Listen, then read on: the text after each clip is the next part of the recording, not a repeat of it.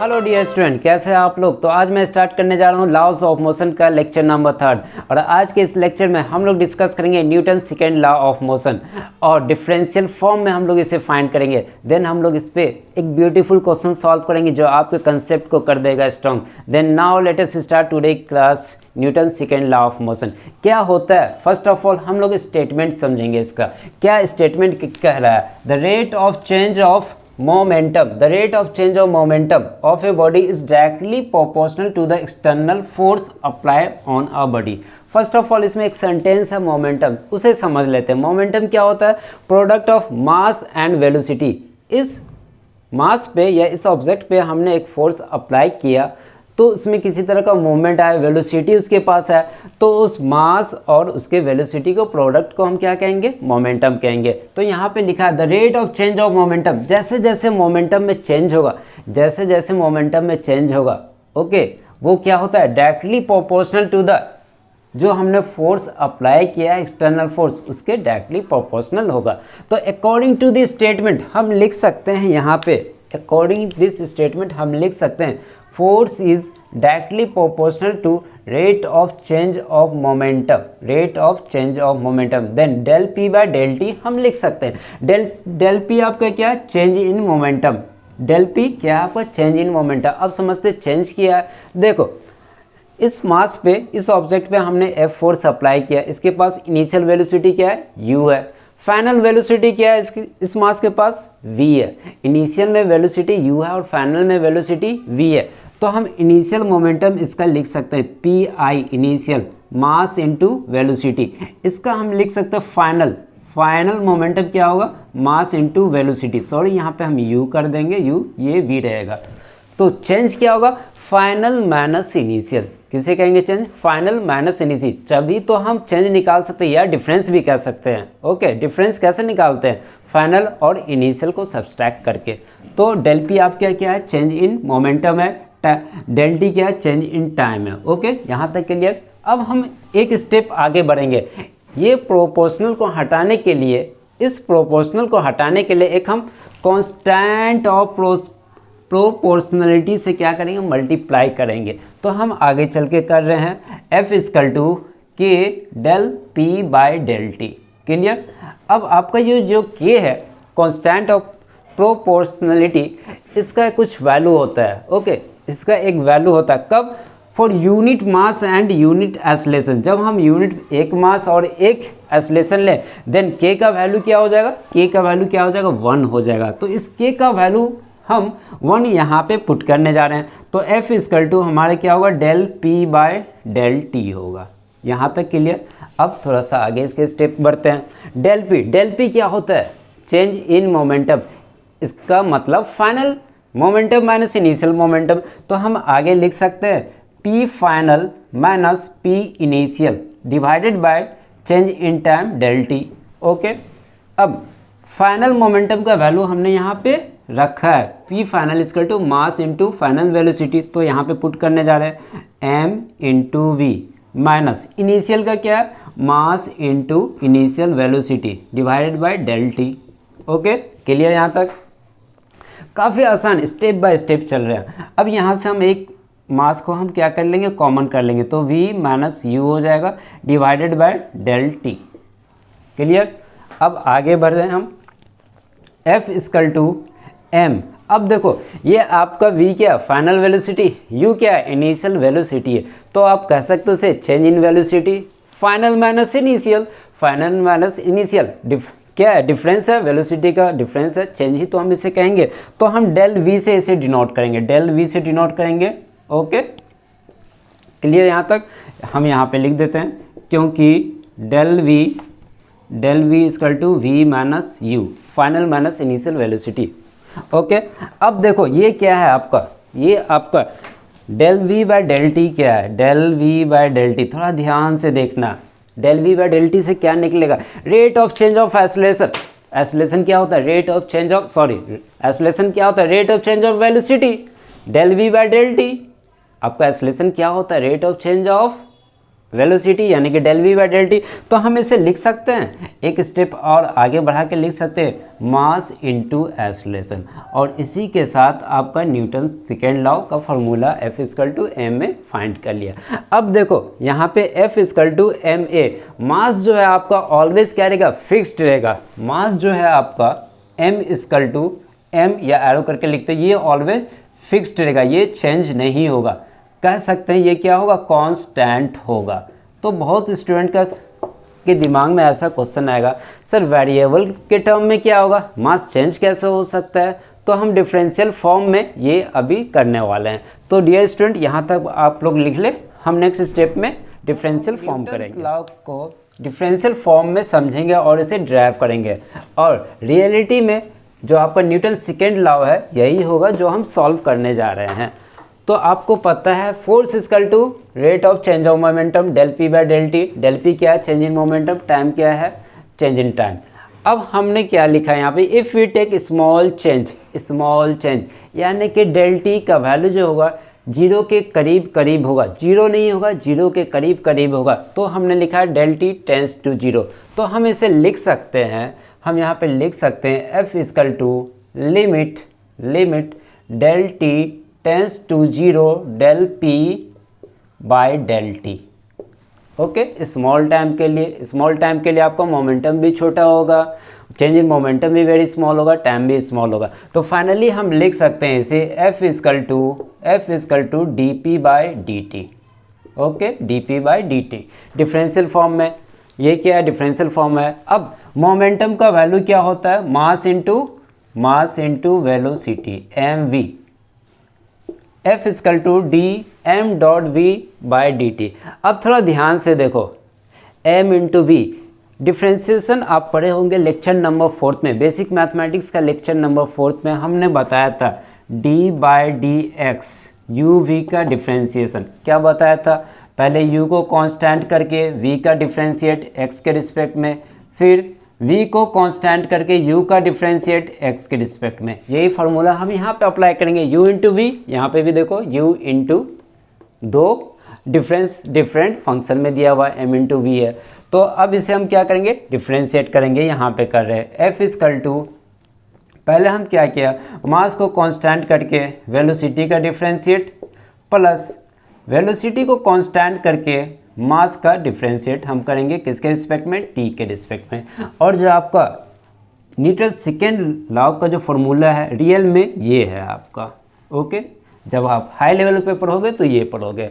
अब देखो, अब अगर आपका मास कांस्टेंट रहे, इफ़ कंडीशन आप यहाँ से लेके चलते, if m equal to constant, m आपका कांस्टेंट होगा तो क्या होगा, इसको हम आगे बढ़ते हैं। F equal to mass into d v by d t plus v d m. अब ये क्या हमने कहा, कांस्टेंट है, मास कांस्टेंट है, तो आप किसी भी कांस्टेंट का डिफ्रेंशिएट करोगे तो क्या हो जाएगा, हम लिख देते हैं d m by d t. ये टर्म क्या है आपका, कांस्टेंट है। तो फाइनली आप लिख सकते हो, हम यहीं पे लिख रहे हैं F equal to mass d v by d t क्या होता है, एक्सेलरेशन होता है। एक्सेलरेशन का फॉर्मूला क्या होता है, फॉर्मूला है d v by d t, या कह सकते हो rate of change of velocity. तो मास इंटू एक्सेलरेशन हम यहाँ पे लिख सकते हैं प्लस वेलोसिटी इंटू कांस्टेंट का डिफरेंशिएशन जीरो हो जाता है। तो फाइनली आपका F equal to mass into acceleration आ गया, फिर से जहाँ से हम चले थे। क्लियर, मेन आपका ये फार्मूला है। यहाँ पे अगर वेलोसिटी कांस्टेंट हो जाएगा तो क्या होगा, ये टर्म जीरो हो जाएगा और v into d m by d t. Clear, अब इस पर एक छोटा सा क्वेश्चन हम लोग सॉल्व करते हैं FBD डायग्राम बना के, जो आपके को काफ़ी हेल्प करेगा। इसे हम मिटा देते हैं, फार्मूला है ये। एक हमने यहाँ पे ऑब्जेक्ट लिया, m मास का ऑब्जेक्ट है, ओके, और इस पे हमने फोर्स अप्लाई किया, F फोर्स अप्लाई किया तो मूवमेंट हुआ इसमें, ये एक्सेलरेशन से मूव करने लगा। ओके, तो हम क्या करेंगे, इसका FBD ड्राउ करते हैं। इसे हम क्या कंसीडर करेंगे, पॉइंट मास के तरह m है। फर्स्ट फोर्स हम यहाँ पे पहला फोर्स लगा रहे हैं, ग्रेविटी फोर्स या वेट फोर्स कहते हैं, mg लगेगा।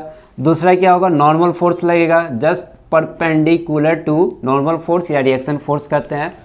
इस सरफेस, ये यहाँ पे ये रहा आपका सरफेस, ये रहा सरफेस, ये प्लेन सरफेस है, तो इस पर क्या होगा, जस्ट परपेंडिकुलर होगा। अगर सरफेस कुछ इस तरह है तो इधर आपका नॉर्मल फोर्स इस तरह होगा, जस्ट परपेंडिकुलर हो जाएगा। ठीक है, तो दूसरा फोर्स हमने लगा दिया, नॉर्मल फोर्स या नॉर्मल रिएक्शन भी कहते हैं। अब एक और फोर्स है, ये फोर्स क्या है, एफ है, ये फोर्स है। देन ब्लॉक आपका या बॉडी जो है मूव कर रहा है ए एक्सेलरेशन से। देन नॉर्मल फोर्स इस फोर्स को क्या कर रहा है, संभाल के रखे हुआ, तो n इक्वल टू हम mg लिखेंगे। अब according to Newton second law, Newton second law से हम लिखेंगे F equal to mass into acceleration के लिए इस तरह लिखना है। एक और एग्जांपल हम छोटा सा बना लेते हैं। एक m मास का ब्लॉक है, छोटा सा ब्लॉक हमने लिया, एक F1 लग रहा है यहाँ पे, एक F2 लग रहा है। ठीक, where F1 is greater than F2। अब देखो F1 क्या है, मैक्सिमम है, ज़्यादा फोर्स है, ये कम फोर्स है, मैक्सिमम फोर्स है, ये मिनिमम फोर्स है, तो ब्लॉक किधर मूव होगा, ऑब्वियस इधर मूव होगा ए एक्सेलरेशन से। अब इसका एबीडी हम ड्रॉ करते हैं, यहाँ पे ड्रॉ कर रहे हैं। एम मास है, फर्स्ट ऑफ ऑल फोर्स हम दिखाएंगे वेट फोर्स mg दिखाएंगे, सेकेंड फोर्स नॉर्मल फोर्स दिखा देंगे। अब क्या फोर्स है, F1 है, दूसरा फोर्स क्या है, F2 है। ठीक है, अब इसका डायग्राम हम, इसका जो इक्वेशन हम यहाँ पे लिखेंगे। ये नॉर्मल फोर्स जो है n जो है mg को संभाल के रखे हुआ है, n इक्वल टू mg कह सकते हैं। अब यहाँ की बात है, ये फोर्स मैक्सिमम है, ये फोर्स मिनिमम है, तो मैक्सिमम फोर्स मूव कर रहा है, इसके पास क्या मैग्नीट्यूड ज़्यादा है और डायरेक्शन भी इसका ज़्यादा है, तो क्या हो जाएगा, F1 minus F2 equal to mass into acceleration according to Newton second law. तो इस दो इक्वेशन से आप सॉल्व कर सकते हो। इस तरह का आपका एग्जाम्पल वगैरह आएगा, जब क्वेश्चन बनाओगे तो ये हेल्प करेगा।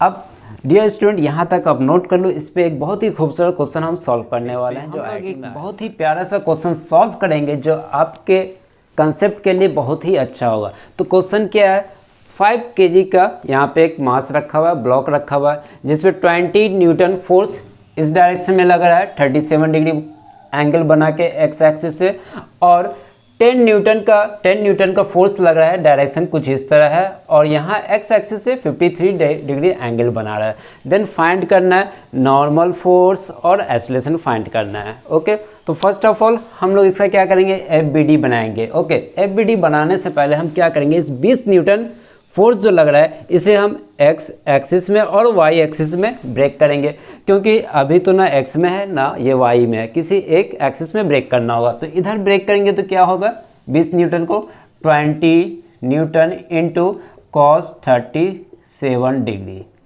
और इधर ब्रेक करेंगे तो क्या हो जाएगा, 20 साइन 37 डिग्री। ठीक है, अब इस फोर्स को यहाँ पे देखो, ये इसका डायरेक्शन इधर है, इस फोर्स को भी ब्रेक करेंगे, इधर क्या होगा आपका 10 साइन 53 डिग्री, और एक्स एक्सिस में क्या हो जाएगा, कुछ इस डायरेक्शन में आपका 10 कॉस 53 है ना, हाँ 53 डिग्री। ठीक है, अब इसका हम FBD बना लेंगे। फ्री बॉडी डायग्राम काफ़ी आसान है, चुटकी में बन जाएगा, ज़्यादा आपको दिमाग नहीं लगाना है। FBD बनाओ, इसके बाद जो भी फोर्स है उसे एक्स एक्सिस बनाने का तरीका हम बता रहे हैं। फर्स्ट ऑफ ऑल इसका FBD बनाना है, कैसे कैसे, ऑब्जेक्ट को रखना है, ऑब्जेक्ट पे जितना फोर्स अप्लाई हो रहा है उसे शो करना है एक्स एक्सिस में और वाई एक्सिस में शो करना है। अगर नहीं है तो उसे क्या करोगे, आप ब्रेक कर लोगे, तो काफ़ी आसानी से बन जाएगा। पहला इस पर एक फोर्स लग रहा है, mg फोर्स लग रहा है, तो 5 इंटू जी, जिसे हम वेट फोर्स कहते हैं। दूसरा एक नॉर्मल फोर्स लगेगा, नॉर्मल फोर्स, और यहाँ पे भी हम लगा देते हैं नॉर्मल फोर्स, एक n लगेगा, mg यहाँ पे लगेगा। ठीक है, तो mg लगा दिया, नॉर्मल फोर्स लगा लिया। दूसरा क्या लग रहा है, y एक्सिस में 20 साइन 37 डिग्री, ये वाली भी फोर्स लग रही है। ओके, अब हम क्या करेंगे, x एक्सिस में क्या क्या लग रहा है, 20, ये वाली फोर्स को अप्लाई दिखा देंगे यहाँ पे 20 कॉस 37 डिग्री। अब देखो इधर क्या लग रहा है, एक्स एक्सिस में एक और लग रहा है, यू इस डायरेक्शन में 10 कॉस 53 डिग्री। अब वाई एक्सिस में आप देख लो यहाँ पे एक और फोर्स है, उसे भी हम यहाँ पे शो कर देते हैं, तो इसका भी डायरेक्शन कुछ नीचे है इस तरह, क्या है 10 साइन 53। ठीक है, अब देखो ये ब्लॉक क्या है, ये इतना जो फोर्स है ये ब्लॉक को 20 इंटू साइन 37 डिग्री का फोर्स और ये नॉर्मल फोर्स मिलके इस ब्लॉक को क्या कर रहा है, संभाल के रखे हुआ है, इस ब्लॉक को रोक के रखे हुआ है। तो आप कह सकते हो फोर्स ऑन, यहाँ पे लिख देते हैं FORC, force on y direction, force on y direction क्या हम लिखेंगे, ये फोर्स इक्वल टू ये force, then 20 into sine 37 degree equal to, sorry एक और नॉर्मल फोर्स है 37 degree plus normal force equal to weight force plus ये वाली फोर्स, तो 5G प्लस 10 साइन 53। अब बात आती है यहाँ पे सर साइन 37 और साइन 53 का वैल्यू कैसे पुट करेंगे, तो काफ़ी आसान है, आपको ये नोट कर लेना है, ये ट्रिक है, एग्ज़ाम में आना ही आना, 100% हम गारंटी के साथ कह रहे हैं। 53, 37 इसका वैल्यू आएगा ही आएगा। तो इसे याद करने का काफ़ी आसान तरीका है, आप एक राइट एंगल ट्रायंगल बनाओगे, यहाँ पे 37 डिग्री, यहाँ पे 53 डिग्री, अगर यहाँ पे 37 होगा ऑटोमेटिक यहाँ पे क्या होगा 53 डिग्री होगा, तभी तो इसका और इसका सम क्या होगा 180 डिग्री होगा, 180 डिग्री होगा। ओके, तो जो सबसे बड़ा क्या होता है हाइपोटेनियस, तो इसे 5 मानना है और ये से बेस को 4 और जो आपका परपेंडिकुलर 3 है। देन हम अप्लाई करेंगे साइन 37 क्या होता है P/H, देन 3/5 cos 37 B/H, तो 4/5।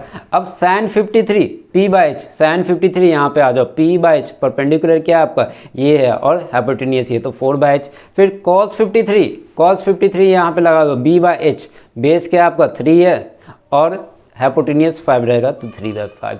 इसे आप अपने दिमाग में फिट कर लो। अब इसका वैल्यू हम उठा के यहाँ पे पुट करेंगे तो क्या हो जाएगा, यहाँ पे बना रहे हैं, यहाँ पे से बना रहे 20 साइन 37 का वैल्यू देख लो क्या है 3/5 plus normal force equal to 5G, तो 5 इंटू 10 करते हैं प्लस 10 इंटू साइन 53, तो प्लस 10 साइन 53 का वैल्यू देख लो क्या 4/5 है, 4/5 है। इसे हम सॉल्व कर लेते हैं, ये कट जाएगा 4 से, ये कट जाएगा 2 से, ठीक है, तो क्या होगा 12 हो जाएगा, n इक्वल टू ये 12 को हम उधर ले जा रहे हैं, ठीक है, तो ये 50 प्लस क्या हो जाएगा 4 to 8 प्लस 12, तो फाइनली जो आपका नॉर्मल फोर्स हो गया, नॉर्मल फोर्स कितना होगा 70 न्यूटन होगा। आप इसको ऐड करोगे तो 70 न्यूटन फोर्स यहाँ पे क्या हो रहा है नॉर्मल फोर्स हो रहा है। अब हमें क्या फाइंड करना है, एक्सेलरेशन इसका फाइंड करना है, तो एक्सेलरेशन भी फाइंड करते हैं। ओके, एक्सेलरेशन, एक मिनट थोड़ा गलती हो गया यहाँ पे, ये इधर जाएगा तो क्या होगा माइनस में होगा ना, ये माइनस में होगा, ठीक है। अब है ना फाइंड करते तो क्या होगा, ये आपका 46 न्यूटन होगा, ठीक है, 46 न्यूटन होगा। अब हम फाइंड करते हैं एक्सेलरेशन। एक्सेलरेशन कैसे फाइंड करेंगे, तो हम जितना भी सारा फोर्स है, फोर्स ऑन एक्स डायरेक्शन में जो भी फोर्स है उस पर अब हम काम करेंगे। फोर्स ऑन एक्स डायरेक्शन में इस ब्लॉक पे कितना फोर्स लग रहा है वो हम यहाँ पे निकालेंगे। तो क्या क्या फोर्स है, 10 cos 53 डिग्री इसी डायरेक्शन में, 20 cos 37 डिग्री वो भी इस डायरेक्शन में। तो हम लिख सकते हैं net force F net equal to mass into acceleration लिख सकते हैं, ऑब्वियस लिख सकते हैं। अब ये फोर्स और इस फोर्स का एडिशन 10, क्योंकि दोनों सेम डायरेक्शन में, ध्यान देना 10 cos 53 degree plus 20 cos 37 degree equal to mass into acceleration. Mass क्या है इस ब्लॉक का 5 है, एक्सेलरेशन तो हमें निकालना ही निकालना है, एक्सेलरेशन निकालना ही निकालना है हमें। तो cos 53 का वैल्यू हम यहाँ से देख लेते हैं क्या था 3/5, यहाँ पे लिख देते हैं 10 इंटू 3/5, ठीक है 3/5 प्लस 20 cos 37 का क्या वैल्यू है 4/5 है, तो पुट कर देते हैं यहाँ पे 4/5, मास का वैल्यू 5 इंटू एक्सेलरेशन। अब यहाँ से क्या एक्सेलरेशन हमें आसानी से फाइंड कर लेंगे, यहाँ से ये क्या होगा कट जाएगा, जो कट कैंसिल होने वाला 2, यहाँ से ये 4, अब लिखेंगे कितना होगा 3 2 जा 6 प्लस 4 4 जा 16 प्लस 5 इंटू 8। अब आगे हम बढ़े क्या होगा 16 और 6 22 हो जाएगा 22। और by 5 equal to acceleration. Then acceleration का जो आपका वैल्यू है 22/5 मीटर पर सेकेंड स्क्वायर। काफ़ी आसानी से आपने 2 से 3 लाइन में फाइंड अप कर सकते हो। तो डियर स्टूडेंट, आज के क्लास हम यहीं पे एंड करते हैं, नेक्स्ट लेक्चर में फिर मिलेंगे। Okay, thank you.